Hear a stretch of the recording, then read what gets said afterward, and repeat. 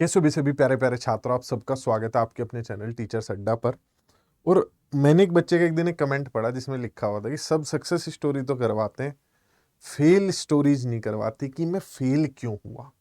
तो आज की मेरी वीडियो में जो कॉमन पॉइंट्स होते हैं, जो हम स्टूडेंट से बात करते, कमेंट पढ़ते इतने सारे स्टूडेंट्स, लाखों स्टूडेंट्स पढ़ते हैं, जो उनसे जो मुझे 5 मेन कारण नजर आते हैं। आपको वीडियोस मिलेंगे जिनमें कहा गया होगा 5 रीजन टू क्लियर या 5 टिप्स टू क्लियर। आज हम बात करेंगे 5 कारण जिनके कारण हम फेल होते हैं या जहां हम दिशा भटक जाते हैं। दिल से, बिल्कुल दिल की बात, प्रॉपर हर पॉइंट पर चर्चा करेंगे जिससे आपके अगले 4-5 महीने बेकार ना जाए, क्योंकि सीटेट एक ऐसा पहलू है, जब तक ये क्लियर होता नहीं है आगे आप अगले स्टेप की तरफ बढ़ नहीं पाते हो। सबसे पहला पॉइंट, कंपैरिजन। जो हम दूसरों से खुद की तुलना करते हैं ना, कि जिसे मैंने तैयारी करनी शुरू की, मैंने किसी का कमेंट पढ़ लिया कि मेरा 10 दिन में हो गया था, मेरा बिना कोचिंग के हो गया था, मेरा सिर्फ मैराथन क्लास से हो गया था, मैंने तो पढ़ाई नहीं की, मेरा तो डायरेक्ट ही हो गया था। हर किसी की अपनी एक बैक एंड की स्टोरी है। मान लिया मुझे एब्स बनानी है, बॉडी बनानी है, हो सकता है मेरा वजन 100 किलो से शुरू करके मुझे 80 पे आना हो, किसी को 85 से 80 पे आना हो, किसी को 75 से 80 पे जाना हो। हर किसी का रास्ता अलग है, हर किसी की जर्नी अलग है। आपको अपना, आप किस पायदान पे खड़े हैं पता होना चाहिए। हमें माउंट एवरेस्ट पे पहुंचना है। कोई हो सकता है नेपाल से शुरुआत कर रहा हो सकता है कोई बेस कैंप से शुरुआत कर रहा हो, जो माउंट एवरेस्ट का बेस कैंप है, हो सकता है कोई कन्याकुमारी से आ रहा हो। तो हर किसी की अपनी यात्रा अलग है, हर किसी की सफलता की मिठास अलग होगी। तो पहला पॉइंट जिस कारण हम दूसरों के अपनाए गए रास्ते को अपना लेते हैं, सोचते हैं कि हमारा भी ऐसे हो जाएगा। हर किसी की अपनी जर्नी अलग है। वो सच उनके जीवन का सच हो सकता है, उनके जीवन का सच आपके जीवन का सच हो, जरूरी तो नहीं है। अगले पॉइंट पर चलते हैं, अल्प ज्ञान, लिटिल नॉलेज। हर चीज के ऊपर से सतही ज्ञान ले लेना। मैं पढ़ाई की बात नहीं कर रहा हूं, मैं बात कर रहा हूं तरीकों की। जैसे किसी टीचर ने कहा कि प्रीवियस ईयर पेपर कर लो, हो जाएगा। प्रीवियस ईयर पेपर करने से नहीं होता है, प्रीवियस ईयर पेपर का एनालिसिस करने से होता है, विश्लेषण करने से। अर्थात 3 गुणा 2 6 है, रट लो, 3 दूनी 6, 3 दूनी 6, 3 दूनी 6। अब अगर कल को पेपर में 8 गुणा 2 आ गया तो 6 लिखोगे, गलत तो होगा ही। आप अगर किसी पेपर में किसी तरीके को सिर्फ रटना चाह रहे हैं, आप चाह रहे हैं previous year question as it is आएगा, नहीं आएगा वैसा। जब ऑफलाइन पेपर बनते हैं तो बड़ी दिक्कत एक बच्चों के सामने ये आती है कि एक ही दिन पेपर होना है, अच्छे सवाल बनाए जाते हैं, कॉन्सेप्ट से ढूंढ के सवाल बनाए जाते हैं। जिन बच्चों ने सिर्फ प्रीवियस ईयर रटे हैं उनसे काम नहीं हो पाता है। आप कौन सवालों को कॉन्सेप्चुअली करना है। ये तो एक उदाहरण था। दूसरा उदाहरण कि प्रैक्टिस करो। प्रैक्टिस यूट्यूब पे करने पहुंच जाते हैं बच्चे, वीडियोस में प्रैक्टिस करने लगते हैं, उसके लिए मैंने एक अलग से चीजें लिखी हुई हैं। तो हम मतलब किसी ने हमें कोई तरीका बताया, उस तरीके की तह तक हम नहीं जाते हैं। किसी ने कह दिया कि एनसीईआरटी पढ़ लो, कैसे पढ़नी है एनसीईआरटी वो बड़ा जरूरी है। क्वेश्चन कैसे निकालने, एनसीईआरटी चैप्टर वाइज पढ़ के फिर प्रीवियस ईयर पेपर्स जब सोल्व करेंगे तो एनालिसिस करना है, कॉन्सेप्ट को समझना है, हर चैप्टर के अपने नोट्स बनाने, रिवाइज करना है। ये एक असली तरीका है। जैसे कोई कह दे कि आंवला खाने से आंखें सही हो जाती हैं, सुबह खाना है, दोपहर खाना है, शाम खाना है, भिगो के खाना है, कच्चा खाना है, मुरब्बा खाना, क्या खाना है, उसके भी तो अपने मायने होते हैं। अगले पॉइंट पर आते हैं। तो कम ज्ञान मतलब किसी ने कोई तरीका बताया, उसे ऊपर ऊपर से सुना और अप्लाई कर दिया, वो गलत है। फेवरेट सब्जेक्ट, जब हम पढ़ मतलब आप अगर सीटेट को देखेंगे 150 नंबर होते हैं, 30-30 नंबर होते हैं, 5 सब्जेक्ट होते हैं। आप ना अपने फेवरेट सब्जेक्ट के पीछे पड़ जाते हो।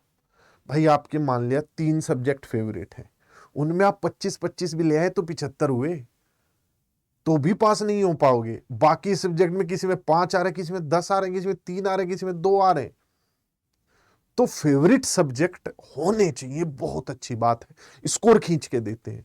लेकिन दूसरे सब्जेक्ट को ऑल टुगेदर इग्नोर कर देना बहुत गलत है। अगर आप अपने कमजोर विषयों को पहले उठाओगे तो उनमें ज्यादा नहीं, 14-15-16 नंबर का तो माल खींचेगा।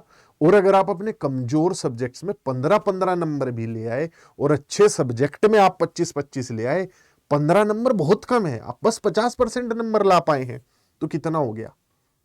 120। फेवरेट सब्जेक्ट, बहुत से बच्चों को लगता है सिर्फ सीडीपी से हो जाएगा।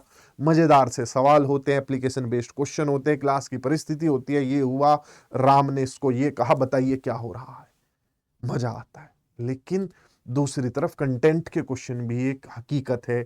ईवीएस में, इंग्लिश में, हिंदी में, मैथ में सब्जेक्ट के भी सवाल पूछे जाते हैं। सिर्फ पेडागोजी नहीं होती है, हर सब्जेक्ट की पेडागोजी अपने आप में अलग है।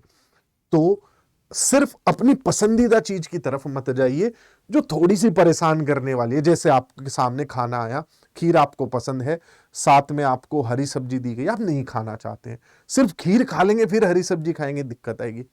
आप 2 चम्मच खीर की खाओ, एक ही हरी सब्जी की खा लो, बीच बीच में 2 हरी की खाते रहो, एक खीर की खा लो।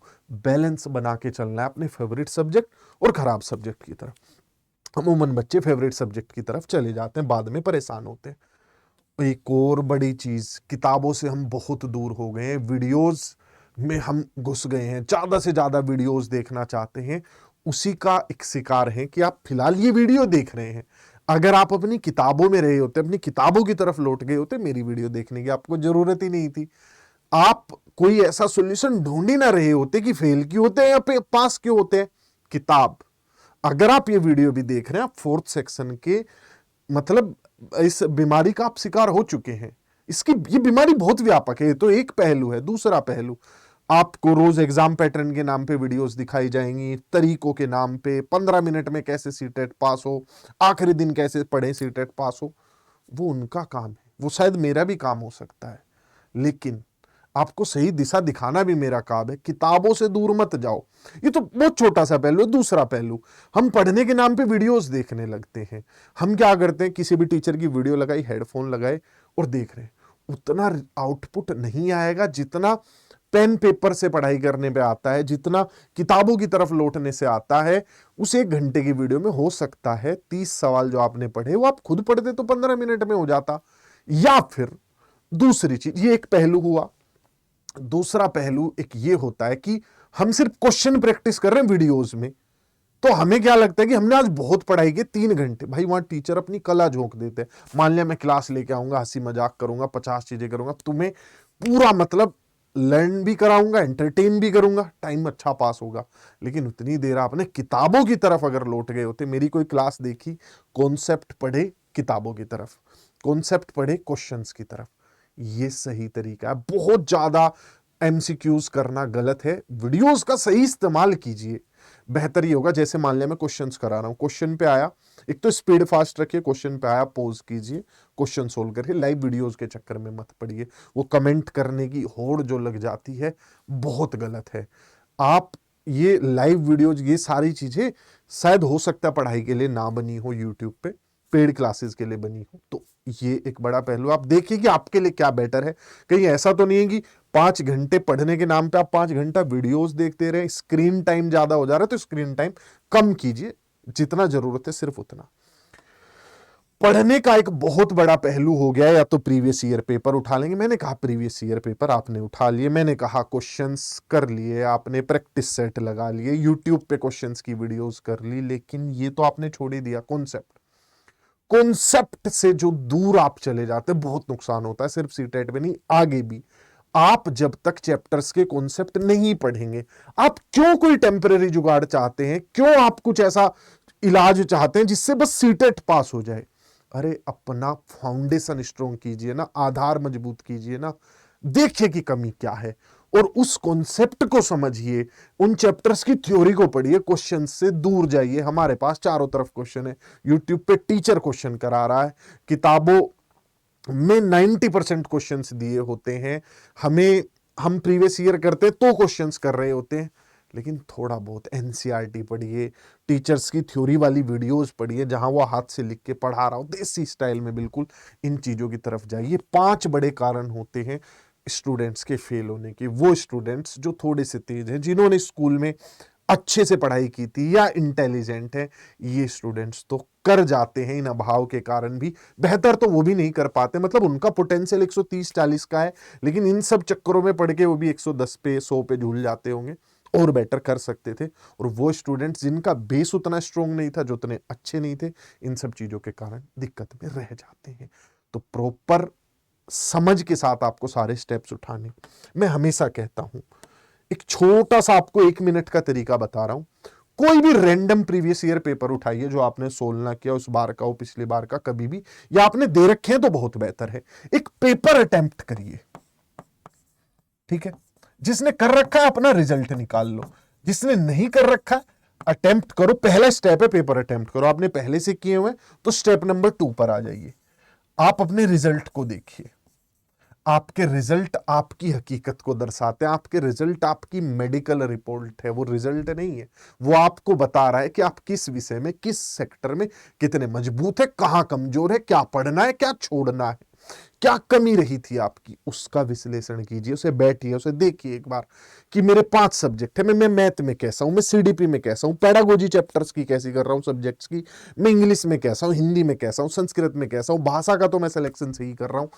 उन सब चीजों पर आप गौर फरमाइए, फिर आप आगे की अपनी रणनीति बनाइए। उसी के हिसाब से जो आता है उसके सिर्फ क्वेश्चन प्रैक्टिस कीजिए, जो नहीं आता उसके कॉन्सेप्ट्स को पढ़िए, समझिए क्या मुझे पूरा विषय पढ़ने की जरूरत है, पूरा सब्जेक्ट पढ़ने की जरूरत है, या उसके कुछ कुछ क्वेश्चंस मेरे से नहीं हो रहे, उन चैप्टर्स को पढ़ने की जरूरत है। ये आप तय करेंगे। आपकी बीमारी है, दवा भी आपकी होगी। क्या आपने कभी सुना है किसी बीमारी की दवा साथ में 10,000 लोग बैठ के लाइव ले रहे हो? नहीं हो सकता, क्योंकि हर किसी की समस्या अलग है, तो डॉक्टर इलाज भी अलग करता है। अब डॉक्टर तो आप नहीं पहुंच पा रहे, आप इंडिविजुअल तो मेरे पास आके नहीं डिस्कस कर सकते कि सर ये मेरा रिजल्ट है, देखिए क्या कमी है, क्या मैं सही कर सकता हूं, क्या बेहतर कर सकता हूं। आप खुद के डॉक्टर बनिए ना, अपने रिजल्ट को देखिए एक बार बैठ के, या पेपर जो अटेम्प्ट किया उससे देखिए आप मैंने कितने सोल्व किए, कितने मेरे गलत हुए, स्ट्रेटेजी बनाइए।